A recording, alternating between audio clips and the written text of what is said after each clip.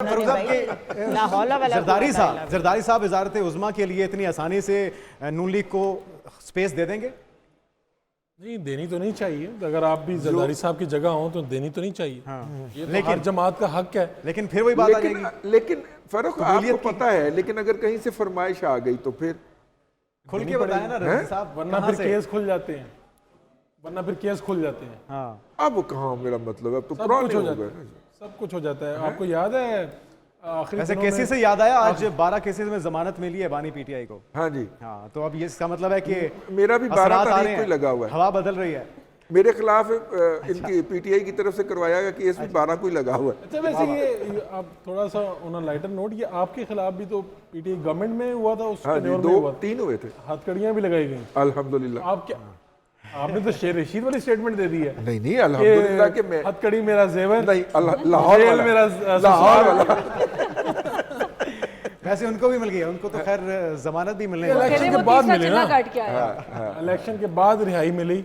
और उन्होंने कहा कि उनकी जिंदगी में पहली मरतबा इतने चिल्ले आए शेर रशीद साहब, बुनियादी तौर पे जो उनको समझ में नहीं मुश्किल में नहीं देखा। बुनियादी तौर पे ये जो जमानतें हुई हैं, ये भी किसी ने कहा है कि जनाब अगर आप कहते हैं कि हम उनसे बात करें जाके, तो पहले इधर से कोई ग्राउंड होनी चाहिए, कोई हवा तो छोड़े ना इधर से, कोई मतलब एक और चीज ताज़ा हवा का झोंका तो आने। सारे पैनलिस्ट से जानना चाहूंगा कि अभी क्योंकि हालात बदल गए हैं, रिजल्ट्स भी जो सामने आए हैं, वो जो ऑफर थी बानी पीटीआई की कि मैं बात करना चाह रहा हूं लेकिन मुझसे कोई बात नहीं कर रहा, अब आपको लगता है कि पोजीशन में आ गए हैं वो बात करने की और टेबल पे तो आप पीटीआई के यूट्यूबर की बात करें, हाँ। उन्होंने तो बता दिया फारूक साहब के कान के अंदर और इनके मोबाइल के ऊपर, अच्छा, कि जनाब मुलाकात हो चुकी है और वो लेकिन अभी तो पहली मुलाकात हुई होगी। मुलाकात आप उनके यूट्यूबर की बात अगर पे जाएं, असल में नहीं, मेरे पास आ गया ऐसा की बात हुई है, थंबनेल आ गया मेरे पास ऐसा, तो निकला क्या उस मुलाकात में से कुछ? और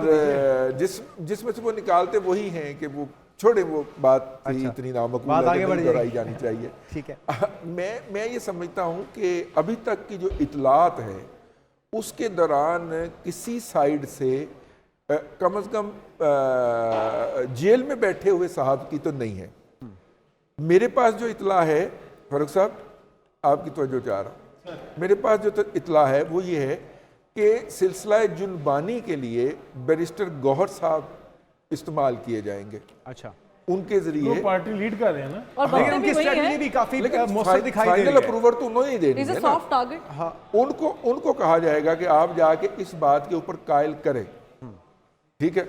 उन्हें भी अभी नहीं कहा गया, लेकिन चैनल ये इस्तेमाल होगा। लेकिन कायल अगर होना होता वो तो शायद इन नताइज से पहले हो चुके होते, अगर तब नहीं हुए तो आपको लगता है अब हो जाएंगे? नहीं, ये भी सॉरी, मैं एक बात, जी श्योर, ये भी उस सूरत में अगर जरूरत पड़ी तो, अगर जो है उनके बगैर हुकूमत हुई तो फिर पीपल्स पार्टी में बात ना बनी तो। मुझे बड़ी बेचैनी है एक बात के ऊपर, बेचैनी ये है कि रिजल्ट्स आ रहे हैं, लोगों को पता है कि आगे क्या पोजीशन बनने जा रही है। इस सब के बावजूद अभी तक ना नून लीग के कैंप से, खामोशी, पाकिस्तान पीपल्स पार्टी के कैंप से आजाद उम्मीदवारों को फोन नहीं गए अभी तक।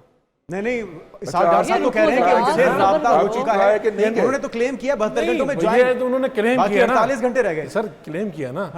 तो मैंने चंद सूबाई असेंबली और कौमी असेंबली के जो उम्मीदवार हैं, आजाद जीते हुए हैं जो, तो मैंने उनसे कहा कि जनाब हुजूर क्या ऑफर आ रही है, तो उन्होंने आगे से मुझसे सवाल कर लिया कि हुजूर क्या ऑफर दिलवा सकते हैं। तो मैंने इसका मतलब मैंने कहा अभी तक राब्ता नहीं हुआ।